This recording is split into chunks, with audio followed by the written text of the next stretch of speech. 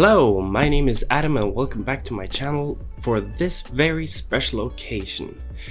As you might know, I have posted the challenge of getting 96 likes on one of my videos, with the prize of me going into details about the 96 pages of my notebook before I started this channel. And hot damn, you did it.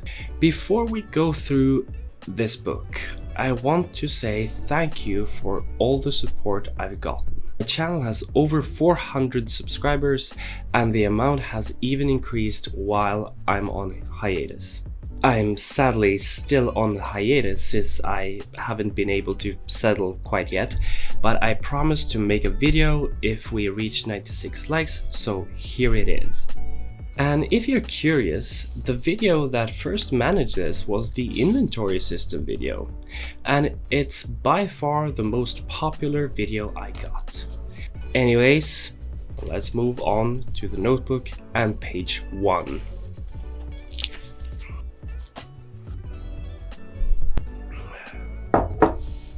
Now the first thing you'll notice is that this is in Norwegian. It's a little mix here, as this is intended to be my own ideas for myself, so it's not a very formal thing. To start off, this book has a story. It's the story of me and my journey as a GM and how I've evolved over the years. I purchased this book because of Hankrin Ferndale from Runehammer. He has a video where he shows off his own notebook and it's really inspired me to make my own. I've always had the idea of a commonplace book, a book where you write down ideas, quotes, recipes and so on, so that I can gather my thoughts and stuff I come across. Sadly, I've never managed to write things down consistently. Anyways, Hankrin Ferndale gave me the inspiration I needed. He has this confidence in his books, big ink doodles with notes and stuff, and he talked in the video about how he ran game sessions with only a few lines of text and some drawings, so I tried to do the same. Here you see the beginning of my countdown die mechanic I talked about in episode 11. I just came across the usage die from Black Hack and started to calculate probabilities and stuff. My thoughts were to just write down RPG ideas I had accumulated over the years. This is literally the Guardian puzzle from Zelda Twilight Princess. This is a bug eye I wanted to use as a magic item, but I actually added these notes here a few years later to fit an adventure. Here's a little brainstorming about a campaign I was starting called Ashes of Ayagara. Well, the third Ashes of Ayagara. I thought the name was cool, so every world was called Ayagara for a while. Here's some calendar and moon stuff. I was watching Artifexian at the time and wanted dual moons and trying to figure out orbital mechanics for it. I always add dual moons to the worlds I create just because I think it's cool. This is a room design by Runehammer. He actually has a video on it. Some ideas for a homebrew injury system. Doesn't work. The Skamel Hex or Shamer's Witch, which is literally something I wrote down after watching the movie. It's a Danish book and movie series, but I've only watched the first movie. It's about a bloodline ability that lets you see people's shame when you touch them. So a really cool magic ability to give to the players. Sending stones and Faradaskur are two things I always add to my campaigns. Sending stones are stones that change color when magical energies are applied. Like divine magic would turn it white, necromancy black, etc. The fun thing is that if you break the stone, every piece will change color regardless of which piece you apply magic energy to. You might have a ring, someone else might have a necklace, and a third person might just have theirs in their pocket. When you're in danger, you change the color of your stone to red, which also changes the other stones to red, and the others know that someone is in danger. I also figured you could use that as to signal cities for extremely long distances. The Faradaskur, Traveler's Shed, Traveler's Shelter, I call it many things. I always add them to my world. It's like a small shed that has one wall with a local map, a small shrine to pray at, a bulletin board for posting local information like jobs, quests, wanted posters, and some small pieces of food. It really helps when players enter a new area and you can just fill it with adventure hooks. Here's Invictus. It's a little internal joke with a long story, but it's a boat I made for a campaign. You can see I'm experimenting slightly so far, but I'm not on Runehammer's level yet. The Troll Guard. My way of saying a wizard did it. It's a very detailed thing and I'd probably need a whole episode to explain it, but it's a small pocket dimension that pops up in the world, or many of them. Since I like to make realistic worlds, I work with tectonic plates and orbital mechanics, but that doesn't give room for cool adventures. So with Troll Guards, I can create crazy reality-defying pocket dimensions that pop in and out of existence, creating havoc and adventuring hooks. In Ayagara, at least. Here's some cursed coins. I like adding cursed coins to see what players do with ominous looking objects. Astera is literally Astera from Monster Hunter World, and this is what I did for a while, drawing down cool things from games and movies. And I'm not really getting this cool Runehammer notebook that I imagined. Here's a generic altar to the sun god. I got an idea about shadows and sun placements from reading about Stonehenge. Pharaohs and Pharaohs. This is further working on the Ayagara campaign. I was working on a Confucius caste system where you had gold lords, silver lords, copper lords, all with clothes, neck braces and stuff. I was inspired by making an ancient Egypt mixed with Confucius China for this one. I forgot about this. A quep. Or the chocobo, if you think about it. I think chocobos are cute, so I add them to my campaign. Another puzzle I found on the internet.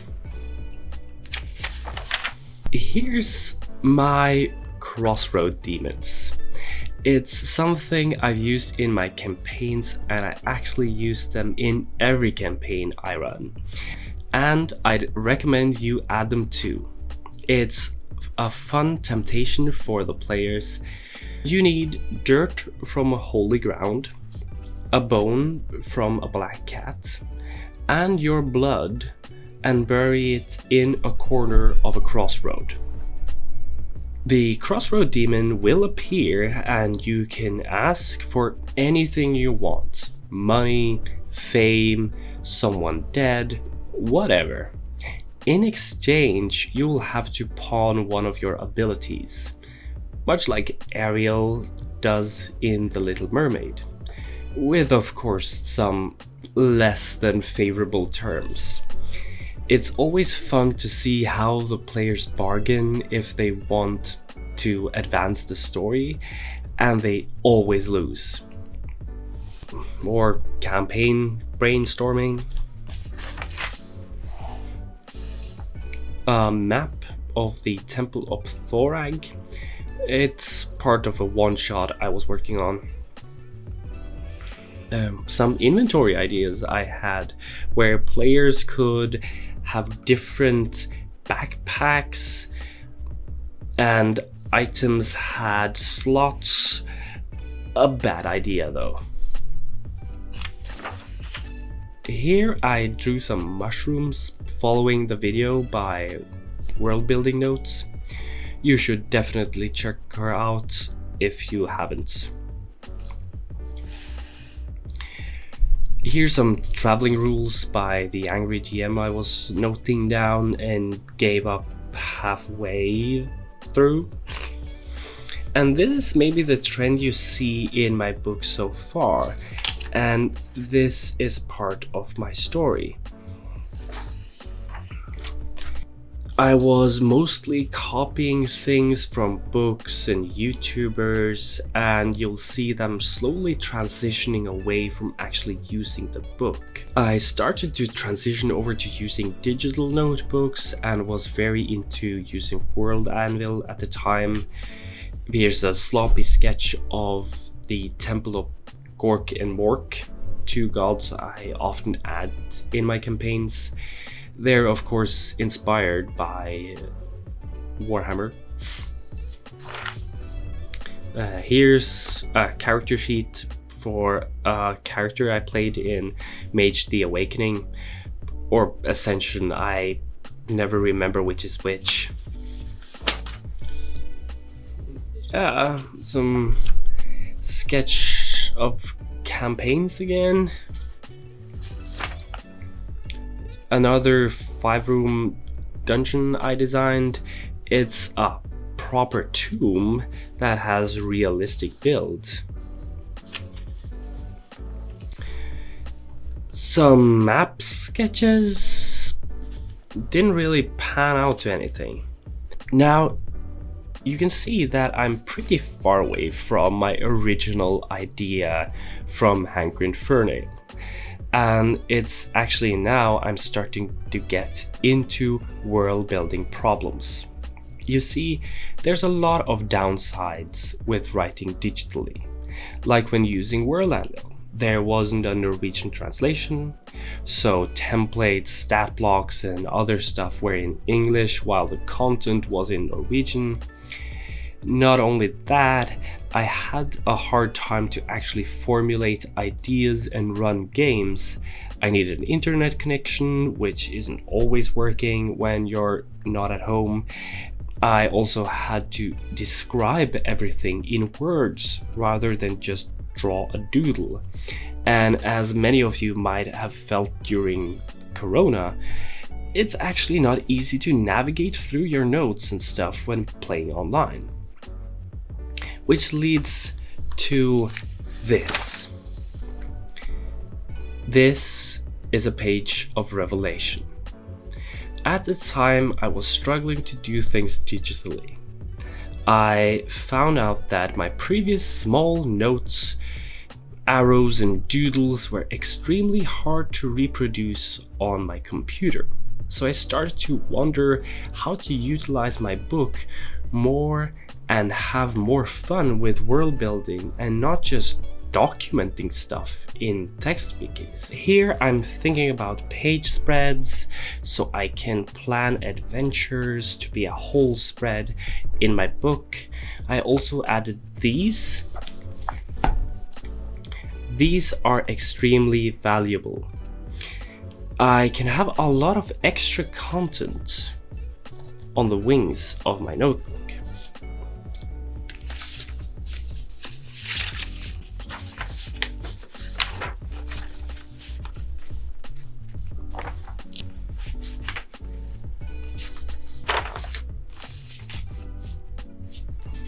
I can have a lot of extra content on the wings of my notebook. It could be tables of names, campaign secrets, etc. Stuff that is pure text. I now have all blocks of text like descriptions, rules, vignettes, etc. on my computer in OneNote, and all the charts, drawings, etc. in my book. It's really nice to have everything in front of me in a minimalistic way. I even have a dedicated video about it. Here you see ideas to set up minis, dice towers, and other props. I had an MDF laser cutter at work, still do, and I was experimenting with living hinge designs so that I could collapse all into a small box. I have some prototypes and files if people are interested. Here's my first attempt at my new approach. This is the Dead King, a bad guy for my campaign. I write mannerisms, descriptions, a small portrait. Here's a small overlook of Miklahavn, a city for a one-shot. You see I have a lot more thoughts behind my notes. They're no longer just doodles on a page, but I'm thinking about how to make the notes useful to me.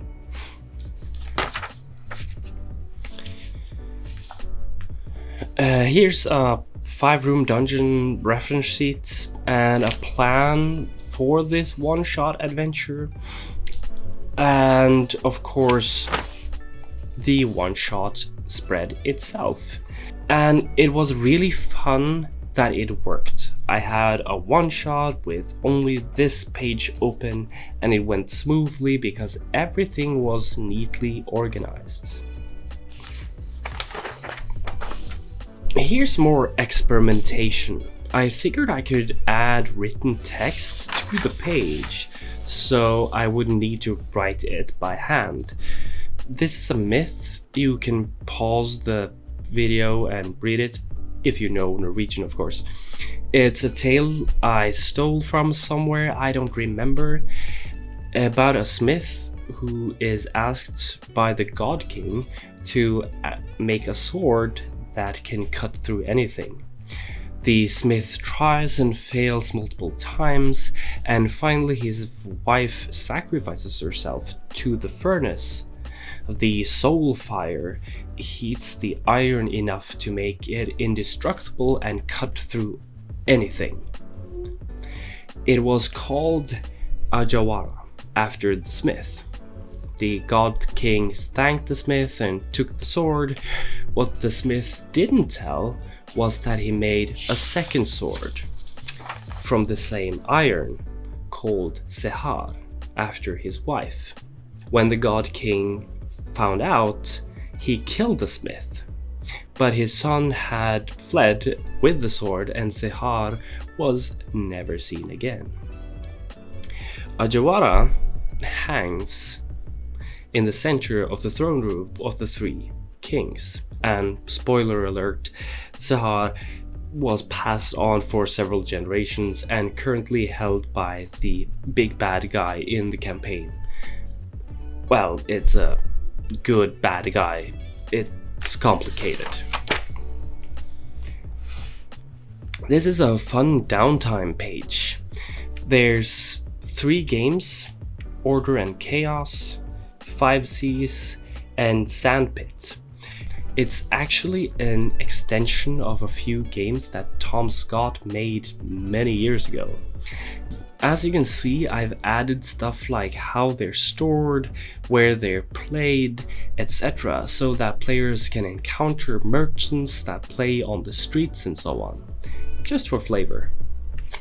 Jakar is the big bad guy I was talking about. I'm not done with the page though.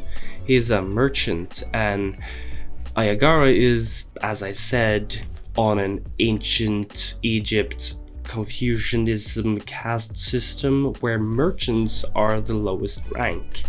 Now, he's the lowest rank, but part of an industrial revolution, which makes him extremely powerful and rich at the same time. This is Dulmora, a city he built. He buys slaves and sets them free, makes them work here in the city, and generally is very progressive, trying to remove as much of the oppressive caste system as he can, except of course in order to enhance his production power, he captures citizens at night and turns them into zombies that continuously work to increase production of weapons and armor so he can overthrow the government. As I said, bad guy. Here's a drawing of the sky. I found out how desert skies change when sand was in the air, and it gave me the idea of how the land would change during seasons and sky color and plants. You can also see here that I haven't started using color and instead just write down the colors. Here's apple tea. I remember when I went to Turkey and was offered apple tea as a custom, so I took inspiration and now serve apple tea as well. Here's a flowchart on how you're supposed to respond when offered apple tea. First, did the host offer apple tea? If no, are you a guest, like a friend or traveler or something? If no, then everything is okay. If yes, then the host is rude or hates you. Now, if the host did offer you tea, did you accept the tea? If yes, did you drink the tea? If no, then you want to hurt or trick the host. If you drink the tea, then everything is fine. If you decline the tea, then you'll have to say, "I'm sorry, but I'm having stomach problems," or else it's very, very rude. Here's my flags. They're a really fun role-playing thing. I have these flags, so I can take them out like this. The point here is that when the players enter a new town or place and I want to show some heraldry, then I can take this, place it on a table and say, when you enter town, you see these banners flying. After the session, I can write down the name of the town or lord or army or whatever and use it when I need it in future campaigns. One thing I've learned when we're playing role-playing games is to create half-finished content.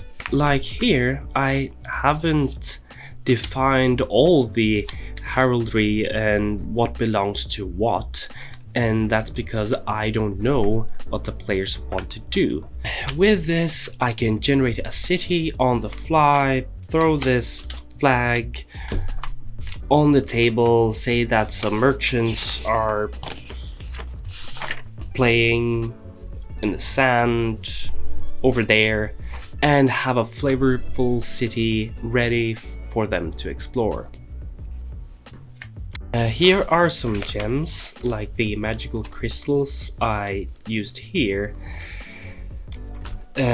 Just that there's multiple different types of gems that does different magic. This is more calendar stuff. I've made a calendar system that has 365-ish days in a year, but which is completely different from our calendar.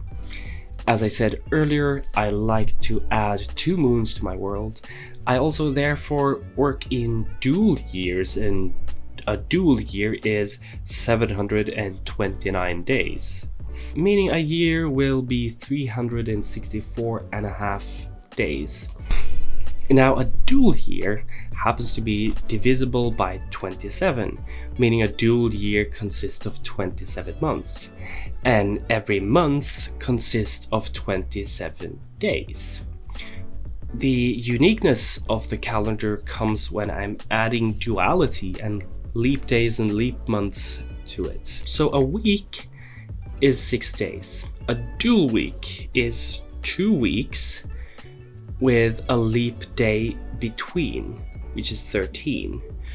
A month is 2 dual weeks with a leap day in between, aka 27 days. Months also work the same. 6 months is a half year.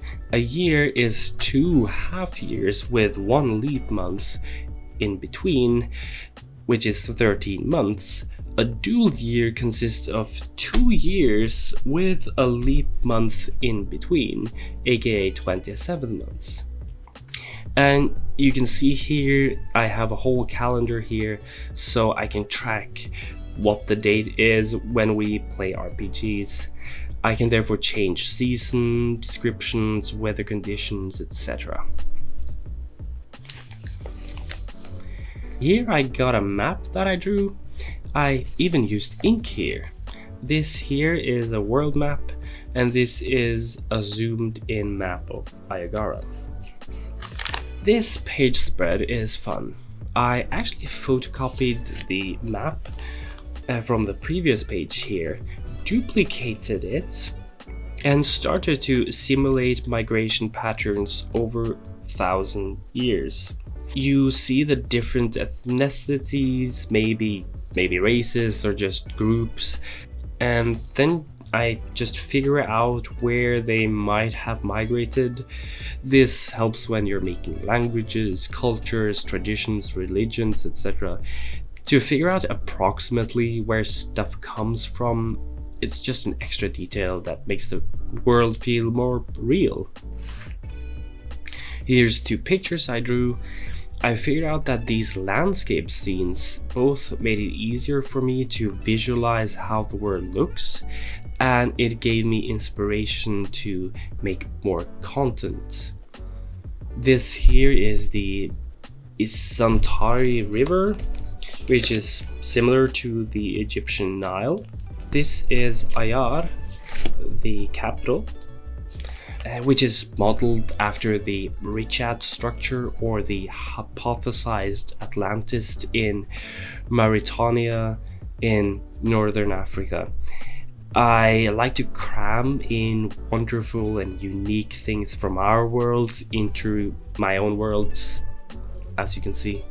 Here's a page about the city guard, some clothes, equipment, ranks, and so on. The idea literally spun out from Sword Spear video by Shadowversity, and I needed an excuse to add it to my world. Here's some brainstorming around races. I actually dropped the whole thing because I think race is sort of outdated in fantasy worlds. It mostly has to do with humans being the default. When I model race, it's more like dog breeds. There's no default dog, and they all have their different strengths and weaknesses and can generally go along with each other and even mate. Here we have the 7 sisters, a classic pantheon I add to my worlds.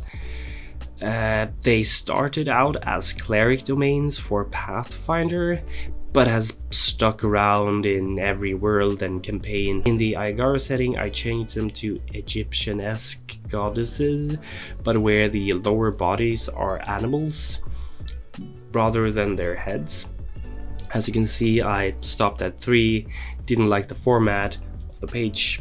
It's okay, we all make mistakes. This is the water garden, another 5-room dungeon. I got inspired after watching a gardening show on TV. Here are some sketches of my orcs game.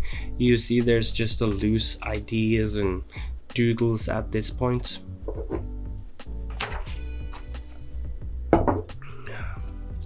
I drew some trees and plants. Never know if I'll ever use them, but I stored them in my inspiration bank, which might get handy sometime. Here are my orcas, 80s punk biker orcs riding flying orcas. A jumping orc jumping between floating islands of Archaea to the Badlands. This was a period where I was working on orcs RPG, so I drew a lot of orcs. Here's a drawing of Archaea. I was just trying to figure out how to draw floating islands well. And this is the false hydra. I'm pretty sure it's a goblin punch that is the originator of this creature, but I'm not quite sure. I'll put a link for the blog post in the description which explains how it works, but it's a monster that I really want to run at some point. This is fun. This is cormorant fishing. It's a traditional fishing method in China and Japan. You see these fishers have tied cormorants to these sticks. The birds dive and catch the fish for the fisher. It's very cool to watch. You see I'm trying to draw them in the river here. Here are some coins. I had the idea with coins with holes in them. That way you can thread a stick through that has a given length, which would be a specific sum of money. It's a fun detail to add to the world. And here's my Steam engine. It's a Steam engine I made for my orcs game, one shot I ran on an RPG con. The orcs were supposed to raid a dwarven mine, and this Steam engine was at the end a drill, a flamethrower, and several dwarves with spears in the back. A really epic fight. Here's me discovering hex flowers for the first time. Still haven't been able to use it effectively in a game yet. Another jab at orcs. We got some feedback from the event where we ran the one shot, and I started to change some things based on the feedback. Here's another attempt at defining some cultures and looks. I tried to draw some clothes and stuff, as well as use the clothing wheel by Maria Patty Worldbuilding. It's really cool channel. I started to sketch out some ideas for gods using the Designing Gods from Scratch video by Monarchy Factory. I finally wrote a whole 2-page spread that tells the whole origin of these 3 gods. It really feels like a real origin story. Over here, I was inspired by floating markets. I think there's something cool with merchants using boats, since it's something that's really founded in reality. People used boats everywhere back in the day. You see this Eye of Monor, which is similar to the Eye of Horus, which we have here in our world. This is me writing down the first steps of my campaign. It's the meeting points of the characters. They meet here in Miklahaun, as you saw earlier, and there's a little bit of notes and info for me to use for the first session. Never ended up running this because of Corona, which basically stopped any role playing. Yeah, here's some empty stuff. Can't remember what I was trying to plan here. Here's some fairy people. I saw Maleficent 2 and figured I wanted to make some fairy people. Haven't used it for anything, probably won't either. The Tower of the Dead. It started as a doodle like this, but evolved into a short adventure for my orcs game. You see this tower, which is built upside down under the floating islands. You see the spine here and bones, flesh and stuff. Here's the pit. You see tons of bodies that animate as you start walking in, which hopefully makes an epic fight when you mow down hordes of zombies. Here's a wall crawler, which is a combination of bones and stuff. You see some dwarf's head here too, which is fun. I'm really proud of this page. It's pages like this that gives me the Runehammer vibes. Here's also a cool page, even if it doesn't seem like it. For me, at least, this is a breakthrough in my world building. It's a world map. Well, a sketch of one, which I continued on my computer. The breakthrough is that I throw away the tectonic plates and orbital mechanics and stuff and just have fun. I like realism in world building, I really do. I don't like magic that spawns out of nowhere. I don't like dwarves and elves and orcs just because they're there. I like that the world is somewhat grounded in reality, but I also like to break the rules, and this is it. It might not seem much to you, but it is to me. And the last pages here, 95 and 96. Not the coolest pages, but okay. Here's a few sketches of orcs again. Never did anything with them really, but it was a fun exercise. And here's some sketches of city logos. This is a new thing I'm adding to maps.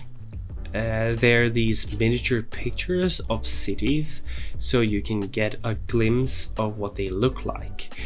It really creates flavorful maps, and I recommend you do the same. And then we're here. The start of my YouTube channel. It's been a long journey so far, and I still have this tiny idea of Runehammer notebook in the back of my mind. I'm experimenting even more now with colors, designs, and just having a blast when it comes to playing role-playing games. Who knows? Maybe my notebook will be for inspiration someday for someone in the future. If you have any questions about certain pages or want me to go into details of some of it, post a comment and I'll answer or make a dedicated video. They're not that hard to make since I've already developed the content already. I'm still on hiatus, so well, I'll get back to you when I get into a good schedule. And while you wait, you can always like and subscribe and share this video with your GM because they'll definitely like it.